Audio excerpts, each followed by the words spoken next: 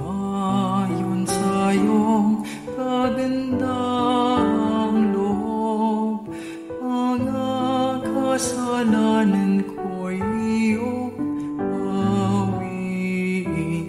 Ayon din sa iyong pag-ibig sa akin, linisin mo sana ang aking karuhan at patawarin mo ang aking kasalanan. Sa ngalan ng Ama, ng Anak at ng Espiritu Santo. Amen. Sumainyo ang Panginoon. At sumainyo rin. Mga kapatid, meron tayong mahal na araw dahil meron tayong isang mapagmahal na Diyos na iniibig tayo araw-araw. Minsan, madalas, sabihin natin, mahal natin ang Diyos. Madalas sinasabi natin, mahal natin ang ating mga pamilya, ang ating trabaho, ang iyong mga asawa. Pero, paano mo pinapakita at pinaparamdam ang pag-ibig at pagmamahal na ito? Kung kakaunti lang ang binibigay mo sa iyong pag-ibig at pagmamahal, hindi tunay na pagmamahal yan. Dahil ang tunay na nagmamahal, binibigay niya buo, lahat, ganap. Ang tunay na nagmamahal ay nag-aalay na may tuwa.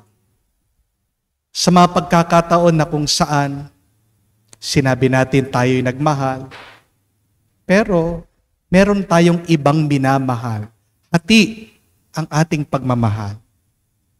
Aminin natin ang ating mga pagkakasala, ang ating kakulangan. Mingi tayo ng tawad sa Diyos para tayo minsan pa makitang karapat-dapat makatanggap sa mga banal na misteryo. Inaamin ko Sa makapangyarihang Diyos at sa inyo mga kapatid, na lubha akong nagkasala sa isip, sa salita, sa gawa, at sa aking pagkukulang. Kaya isinasamo ko sa mahal na Birheng Maria, sa lahat ng mga anghel at mga banal, at sa inyo mga kapatid, na ako'y ipanalangin sa Panginoong ating Diyos. kaawaan tayo na makapangyarihang Diyos. Patawarin tayo sa ating mga kasalanan. Patnubayan tayo sa buhay na walang hanggan. Amen. Panginoon, kaawaan mo kami. Panginoon, kaawaan mo kami. Kristo, kaawaan mo kami. Kristo, kaawaan mo kami. Panginoon, kaawaan mo kami. Panginoon, kaawaan mo kami. Manalangin tayo. Ama naming makapangyarihan, kami napapasubsob dahil sa aming kahinaan at makapanindigan, pakundangan sa pagpapakasakit ng iyong anak, nakasama mo at ng Banal na Espiritu, magpa sa walang hanggan. Amen.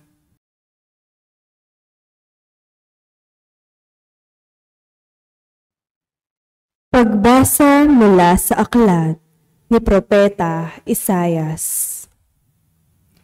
Ito ang lingkod ko na aking itataas, na aking pinili at kinalulugdan. Ibubuhos ko sa kanya ang aking espiritu, at sa mga bansa ay siya ang magpapairal ng katarungan. Mahinahon at banayad kung siya'y magsalita, ni hindi magtataas ng kanyang tinig. Ang marupok na tamboy hindi babaliin. Ilaw na aandap-andap, di niya papatayin, at ang katarungan ang paiiralin. Di siya mawawalan ng pag-asa, ni masisiraan ng loob. Paghahariin niya ang katarungan sa daigdig. Ang mga bansa sa malayo ay buong pananabik na maghihintay sa kanyang mga tupa. Ang Diyos ang lumikha't nagladlad ng kalangitan, lumikha ng lupa at nagbigay buhay sa lahat ng bagay dito sa daigdig. At ngayon, ang Panginoong Diyos ay nagsabi sa kanyang lingkod, "Akong Panginoon, tumawag sa iyo. Binigyan kita ng kapangyarihan upang pairalin ang katarungan sa daigdig. Sa pamamagitan mo ay gagawa ako ng pakikipagtipan sa lahat ng tao at magdadala ng liwanag sa lahat ng bansa. Ikaw ang magpapadilat sa mga bulag at magpapalaya sa mga bilanggo ng kadiliman." Ang salita ng Diyos. Salamat sa Diyos. Panginooy aking tanglaw, siyang aking kaligtasan. Panginooy aking tanglaw, siya'y aking kaligtasan. Tanglaw ko'y ang paon, aking kaligtasan, kaya walang takot ako kanino man. Sa mga panganib, kanyang iingatan, kaya naman ako'y walang agam-agam. Panginooy aking tanglaw, siya'y aking kaligtasan. Kung ang aking buhay ay pagtatangkaan, niyong masasama, sila'y mabubuwal. Panginooy aking tanglaw, siya'y aking kaligtasan. Kahit salakayin ako ng kaaway, magtitiwala rin ako sa may kapal. Panginooy aking tanglaw, siya'y aking kaligtasan. Ako'y nananalig na bago mamatay, masasaksihan ko ang iyong kabutihan, na igagawad mo sa mga hinirang. Sa Panginoong Diyos tayo'y magtiwala. Ating patatagin ang paniniwala. Tayo ay umasa sa kanyang kalinga. Panginooy aking tanglaw, siya'y aking kaligtasan.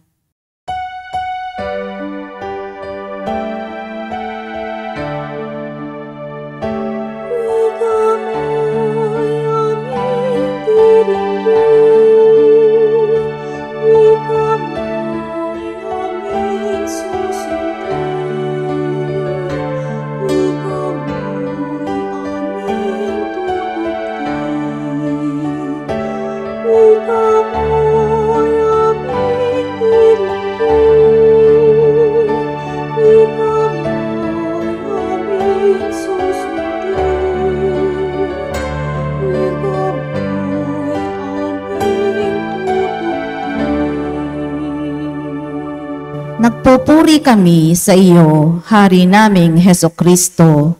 Ang pagdamay mo sa tao ay talagang patotoo na kami minamahal mo. Sumainyo ang Panginoon. At sumainyo rin. Ang mabuting balita ng Panginoon ayon kay San Juan. Papuri sa iyo, Panginoon. 6 na araw bago magpaskwa, si Jesus ay dumating sa Betania, sa bayan ni Lazaro na kanyang muling binuhay. Pinaganda siya roon ng hapunan, naglingkod si Marta at si Lazaro, isa sa mga kasalo ni Jesus. Kumuha si Maria ng mamahaling pabango, isang libra ng dalisay na nardo, at binuhos sa mga paa ni Jesus. Pagkatapos, pinunasan ng kanyang buhok. At humalimuyak sa buong bahay ang pabango.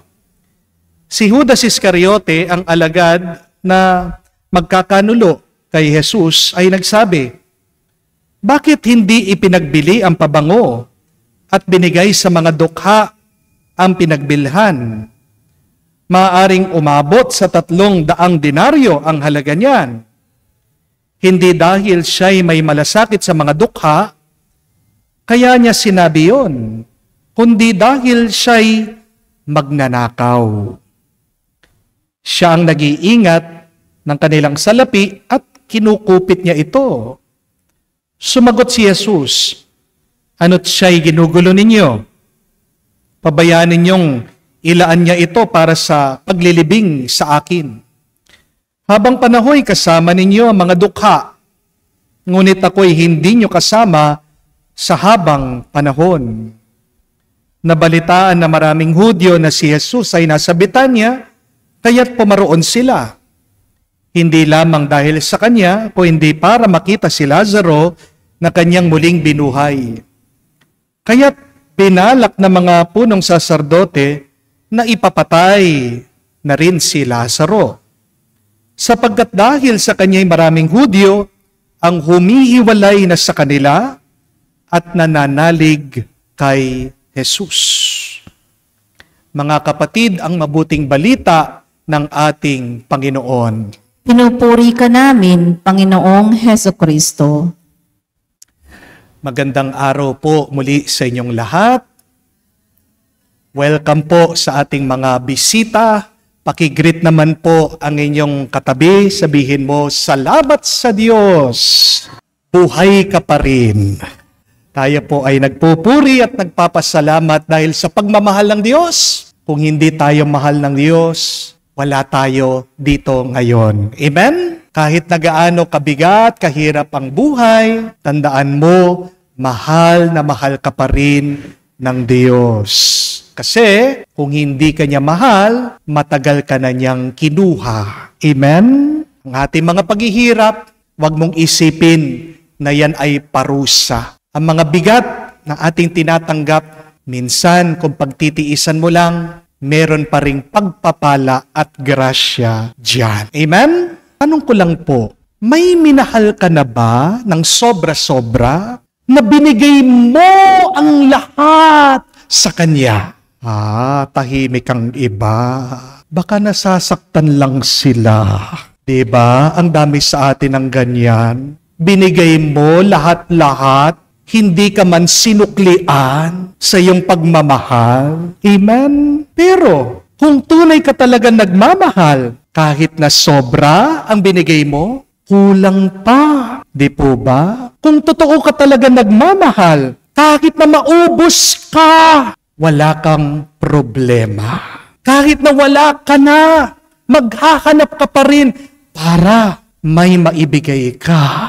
Amen? At hindi po ba yan yung ating narinig sa mabuting balita ngayon? Dumating daw po si Maria, yung kapatid ni Lazaro, at bilang pasasalamat kay Jesus dahil binuhay ni Jesus yung kapatid niya, ano pong ginawa ni Maria? Binuhos daw niya sa paa ng ating Panginoon ang isang litro na pabango. At gaano po kahalaga ito?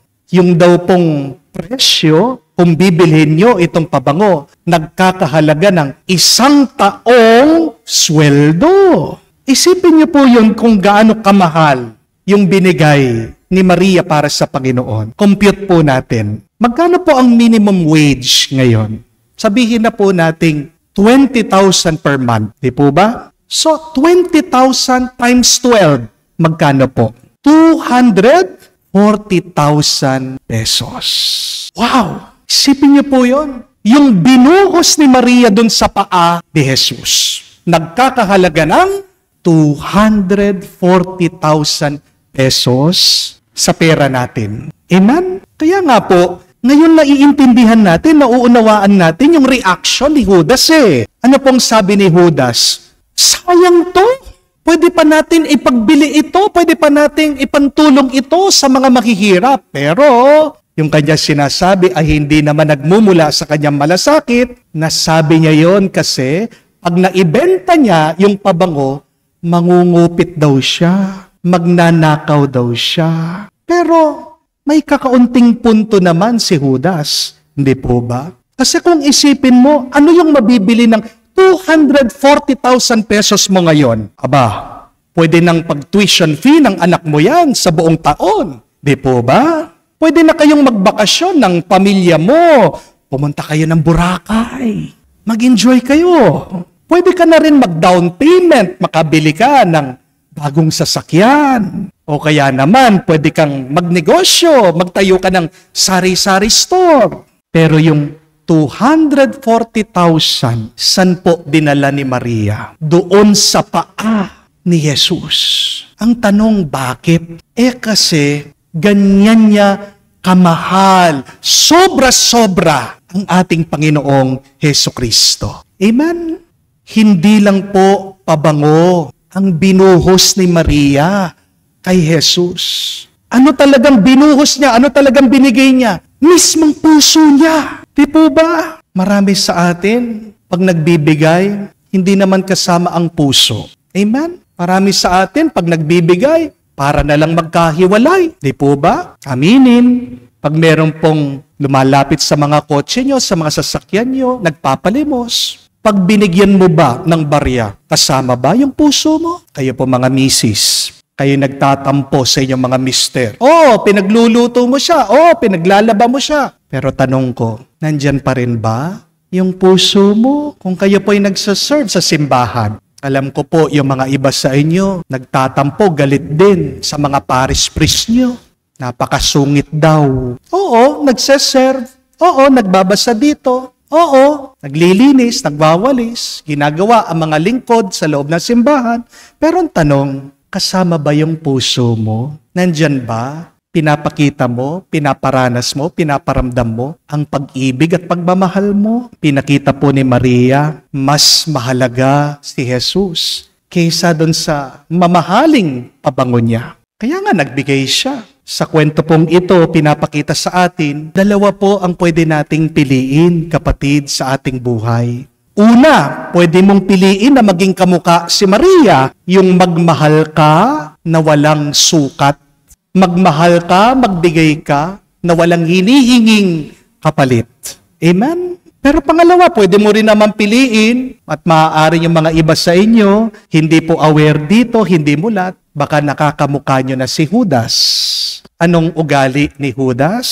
Yung nagbibigay, pero merong pagkukwenta. Meron ng kasamang panunumbat. Saan ka mas malapit na ugali ngayon, kapatid? Kamukha mo ba si Maria o baka kamukha mo si Judas? Baka makalimutan po natin ang turo ni Jesus. Anong sabi po ng ating Panginoon? Remember the words of Jesus. Where your heart is, there your treasure will be. Magandang itanong yan, nasaan ba ang aking puso ngayon? Kasi kung nasaan ang puso mo, kapatid, ibubuhos mo lahat ng lakas mo, lahat ng panahon mo, lahat ng makakaya mo. Kaya nga po, kung ang puso mo nasa mga anak mo, di ba? Kahit na wala kang pera, mangungutang ka para makapag-aral lang sila. Kung ang puso mo nandyan sa negosyo mo, kahit nakakaunti lang yung tulog mo, babangon ka, magsisipag ka, ibibigay mong oras, lakas mo, dyan sa trabaho mo. Alam ko, yung puso nyo po dati, binigay nyo sa asawa nyo. Pero ngayon, nandyan pa rin ba? Yung mga asawa nyo, binigay nilang puso nila sa inyo. Kaya nga dati, di ba? Pati yung ATM card nila, nasa inyo. Wala silang hawak na pera. Pero anong nangyari? Ngayon yung mister, wala na yung puso niya sa misis niya. Kaya nga, gusto niya, yung misis niya, siya na lahat ang gumagastos. Hindi na binibigyan ng pera ang kanyang asawa. Ang problema po sa atin, hindi natin kasi pinag-iisipan ng mabuti. Saan natin kinakabit ang ating puso? Nakakalungkot na isipin na binuhos ng Diyos lahat-lahat para sa atin. Pero tayo, ni katiting na oras, panahon, hirap na hirap pa tayong magbigay at mag-alay sa Kanya. Admit it, my dear friends. Instead of making God our treasure, many times, we have made our treasures God. Aminin niyo po, yan ang kasalanan natin. Di po ba? Ginagawa nating Diyos ang ating mga kayamanan, imbis na gawin nating kayamanan ang ating Diyos. Tinuturuan lang tayo ni Maria ngayon na ang tunay na kayamanan ay wala sa ating hawak ng ating mga kamay. Pero ang tunay na kayamanan, kapatid, ay kung anong ginagawa mo sa hawak ng iyong kamay. Remember that the true wealth is not what you have, but true wealth is what you do with what you have. Pwede kang magkaroon ng maraming pera, ng ari-arian. Pero kung kuripot ka, kung makasarili ka, kapatid, sinasabi ko, mahirap ka talaga. Amen? Sino ang tunay na mayaman? The wealthiest people, remember this, are always the kindest, the most generous, and the most loving. Amen? Meron pong napakagandang kwento nung minsan tungkol po sa isang batang lalaki na nag-aaral. Kapag lunchtime, napapansin po ng kanyang guro na walang laman yung kanyang lunchbox. Habang kumakain po yung mga kaklase nitong bata, tanging itong batang lalaki, tinitingnan lang, hinahawakan lang po yung kanyang lunchbox na walang pagkain. So naalarma po itong guro, nag-aalala siya. Bakit araw-araw pumapasok itong bata, meron siyang lunchbox, wala siyang pagkain. Kawawa naman, baka po manghina yung bata. Kaya ang ginawa po nitong guro ng teacher, tumawag po sa bahay. Sinabihan yung kanyang nanay. Sabi, binibigyan niyo po ba ng pagkain itong anak niyo? Bakit kapag nagla-lunch na, tanging siya na lang? Nakatitig doon sa lunchbox niya, tinitignan lang yung kanyang baon. Nakakaawa naman po. Kaya ito pong nanay, misang umaga, di po niya pinagsabihan yung kanyang anak. Hindi niya tinanong. Pinakulit niya, niligyan po ng pagkain, yung lunchbox, binigay po doon sa bata. At nung pumasok na yung kanyang anak, alam yung ginawa ng nanay? Binuntutan niya. Sinundan niya yung anak niya. Tinignan niya ano ba yung ginagawa ng anak niya. Nung bago po makapasok sa eskwela, yung bata, nakita po ng nanay, huminto po sa isang park yung bata. Umupo po dun sa bench. At bigla-bigla, meron pong isang batang babae, nagpapalimos ang lumapit sa kanya. At dito po binuksan ng bata yung lunchbox, binigay po yung kanyang pagkain dun sa batang nagpapalimos. Yun po pala yung dahilan. Bakit sa tuwing kumakain na po sa eskwela, wala pong baon yung bata? Kasi binibigay niya, pinantutulong pala niya dun sa batang nagpapalimos. Alam niyo po, habang nakikita ito ng nanay, yung ginagawa ng kanyang anak, napaluha itong nanay. Pero sa puso niya, napakasaya po nitong ina. Bakit? Kasi alam niya, hindi nagkamali sa pagpapalaki yung nanay niya sa kanya. Tuwang-tuwa po yung nanay. Kasi alam niya yung kanyang anak, mabuting tao. Amen? Remember this, my dear friends, that nothing could make you happier than making others feel happy. Ulitin ko po yun. Nothing could make you happier than making others feel happy.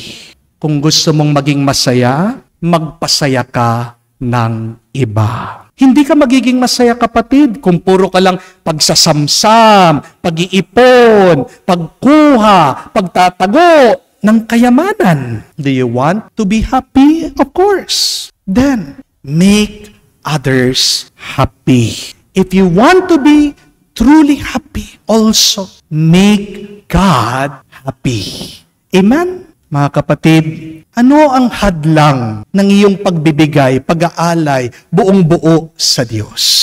Magandang itanong yan. Baka naman hanggang ngayon, meron ka pang pride. Baka hanggang ngayon, meron kang galit, meron kang lungkot sa iyong puso. O baka naman hanggang ngayon, meron kang paboritong kasalanan na hindi mo maiwan-iwanan. Kapatid, kailangan po bitawan natin ang mga mahihigpit nating kinakapit dahil sa pamamagitan ng ating pagbibigay, makikita mo, yan ang magiging daan para mas marami pa ang iyong matanggap. Remember, you will not receive more if you do not give more. Remember that. You cannot receive more if you do not give more.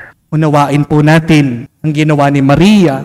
Hindi lang po isang eksena, kung hindi ito'y isang mensahe para sa ating lahat.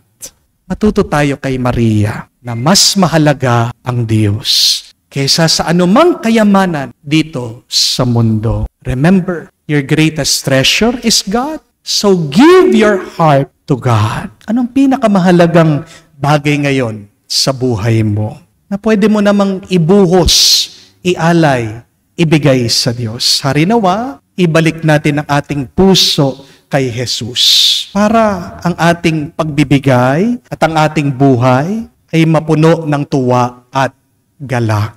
Kapatid, ibuhos mo ang lahat sa Diyos. At makikita mo, ang lahat na pagpapala mula sa Diyos ay bubuhos din pabalik sa iyo. Amen. Halay po natin sa Diyos ang ating mga dasal at panalangin. Ating sabihin, Panginoon, dinggin mo kami. Panginoon, dinggin mo kami.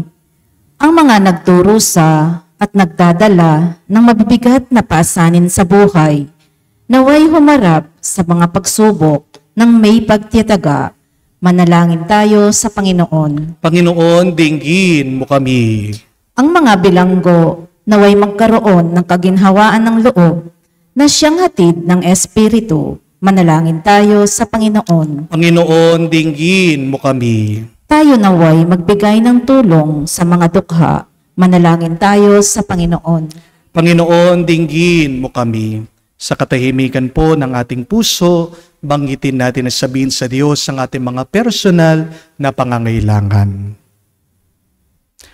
Ama, sinusugo mo sa amin ang iyong anak sa isang misyon dahil sa iyong habag sa sangkatauhan.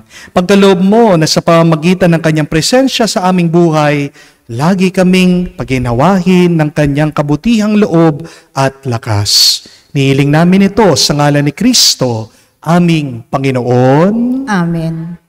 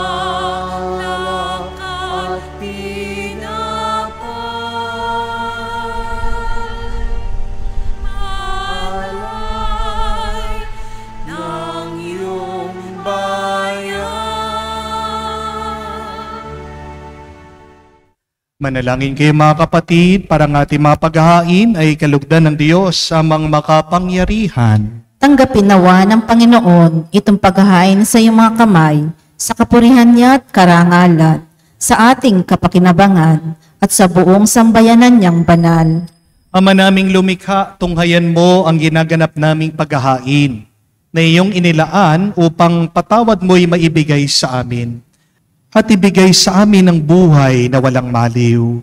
Sa pamagitan ni Jesucristo kasama ng Espiritu Santo, magpa sa walang hanggan. Amen. Sumainyo ang Panginoon. At sumainyo rin. Itaas sa Diyos sa inyong mga puso at diwa. Itinaas na namin sa Panginoon. Pasalamatan natin ang Panginoong ating Diyos.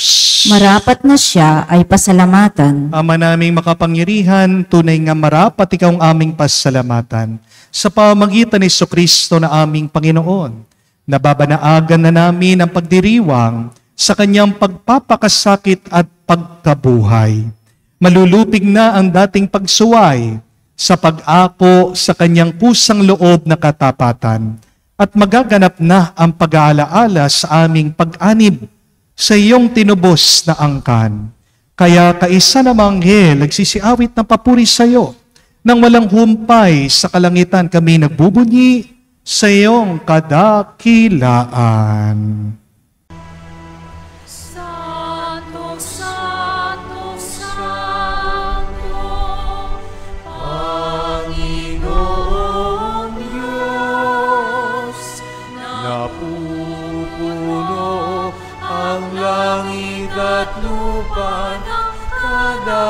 kadakilaan mo. Hosana, Hosana, Hosana sa kaitaasan. Hosana, Hosana, Hosana sa kaitaasan. Pinapala ang naparirito sa ngalan ng Panginoon.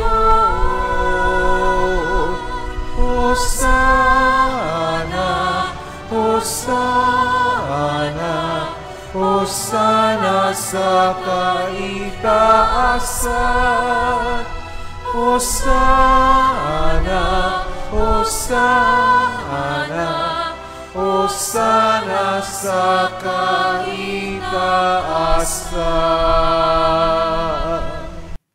Ama naming banal, ikaw ang bukal ng tanang kabanalan. Kaya't sa pamagitan ng iyong Espiritu, gawin mong banal ang mga kaloob na ito, upang para sa amin, maging katawan at dugo ng aming Panginoong Heso Kristo. Bago niya pinagtiis ang kusang loob na maging handog, hinawakan niyang tinapay, pinasalamatan kanya. Pinaghati-hati niya iyon, inabot sa kanyang malagad at sinabi, tanggapin ninyong lahat ito at kanin. Ito ang aking katawan na ihahandog para sa inyo.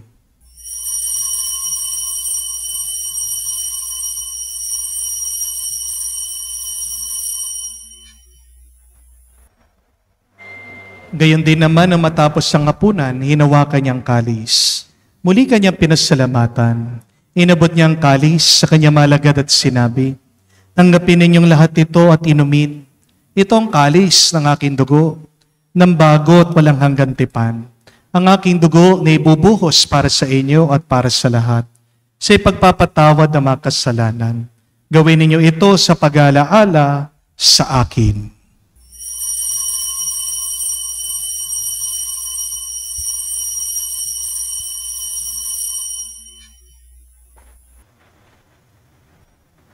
Ang misteryo ng pananampalataya.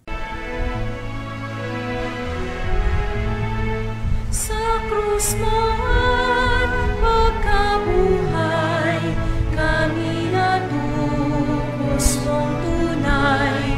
Oong Jesus, naming mahal, iligtas mo kaming tanan, ngayon at magpakailanman. Ama, ginagawa namin ngayon ang pag-alaala sa pagkamatay, muling pagkabuhay ng iyong anak. Kaya tinialay namin sa iyo ang tinapay nagbibigay buhay at ang kalis na nagkakaloob ng kaligtasan. Kami nagpapasalamat dahil kami yung minarapat na tumayo sa harap mo para maglingkod sa iyo. Sinasamo namin kami magsalo-salo sa katawan at dugo ni Kristo ay mabuklod sa pagkakaisa sa pamamagitan ng Espiritu Santo. Ama, lingapin mong iyong simbahan, laganap sa buong digdig. Puspusin mo kami sa pag-ibig. Kaisa ni Francesco, aming Santo Papa, si Florentino, aming Arsobispo, at ng Tanang Kaparian. Alalahanin mo rin ang aming mga kapatid na nahimlay may pag-asang sila'y muling mabubuhay. Gayon din naman lahat ng mga pumanaw, kawan mo't sila't patuloyin sa iyong kaliwanagan. Kawan mo't pagindapatin kaming lahat na makasalo sa iyong buhay na walang wakas. Kaisa na mahal na Birhen Maria, Ina ng Diyos. Kaisa ni San Jose, ang kanyang malwalhating esposo. Kaisa na mga apostol, lahat ng mga banal na namuhay dito sa daigdig na kalugod-lugod sa iyo. May pagdiwang naman namin ang pagpupuri sa ikararangal mo sa pamamagitan ng iyong anak, aming Panginoong Heso Kristo. Sa pamamagitan ni Kristo, kasama niya at sa Kanya, ang lahat ng parangal at papuri ay sa iyo, Diyos Ama, makapangyarihan, kasama na Espiritu Santo, magpasawalang hanggan. Amen, amen, amen. Sa nakagaling na utos sa turo ni Jesus na Panginoon natin at Diyos, ipahayag natin ng lakas, loob.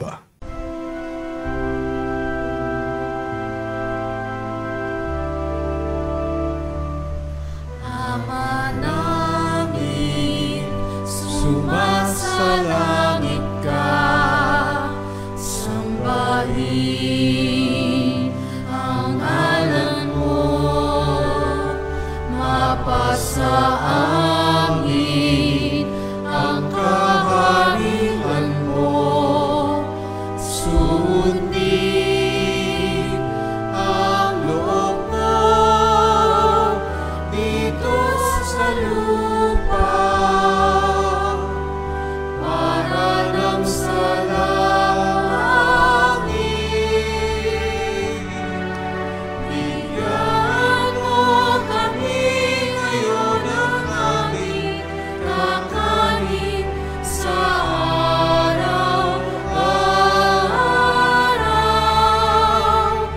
at patawarin mo kami sa aming mga sala para ng pagpapatawad namin sa nagkakasala sa amin.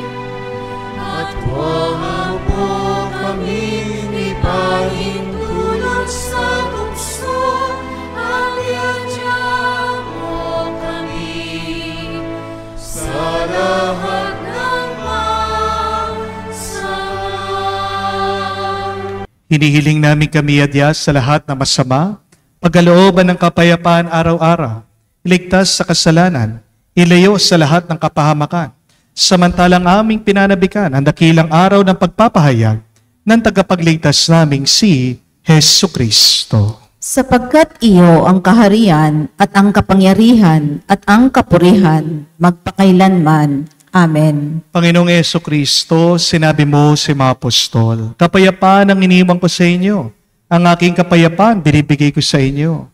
Tunghayan mo ang aming pananampalataya at huwag ang aming pagkakasala.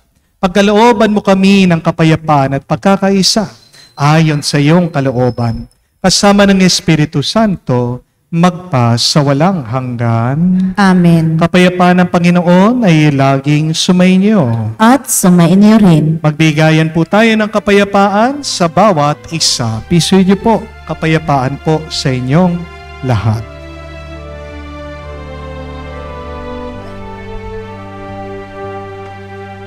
Kordero ng Diyos na nag-aalis ng mga kasalanan ng sanlibutan, maawa ka sa amin. Maawa ka sa amin. Kordero ng Diyos na nag-aalis ng mga kasalanan ng sanlibutan, maawa ka sa amin. Maawa ka sa amin. Kordero ng Diyos na nag-aalis ng mga kasalanan ng sanlibutan, ipagkaloob mo sa amin ang kapayapaan.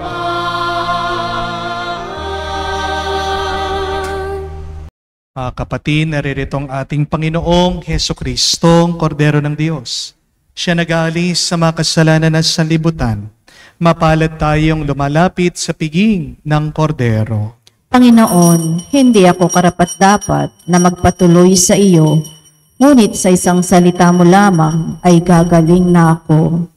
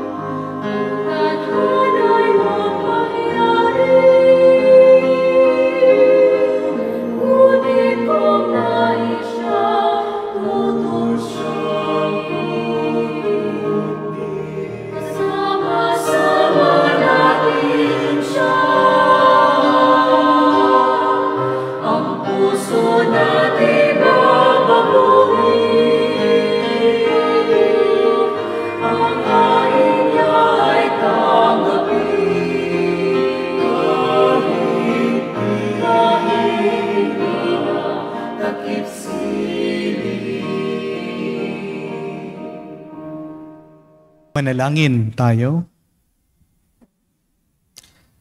Ama naming mapagmahal, dalawin mo ang iyong sambayanan at tunghayan mo ang aming kaloobang nakalaan upang ang mga misteryo ng hapis at walahati ay ipagdiwang. Ang tinanggap naming kagalingan sa banal na pakikinabang na pinagsaluhan namin mula sa iyong mapagpalang kamay ay pamalagian mo sa aming pakundangan sa iyong patnubay. Sa pamamagitan ni Jesucristo kasama ng Espiritu Santo, magpa sa walang hanggan. Amen.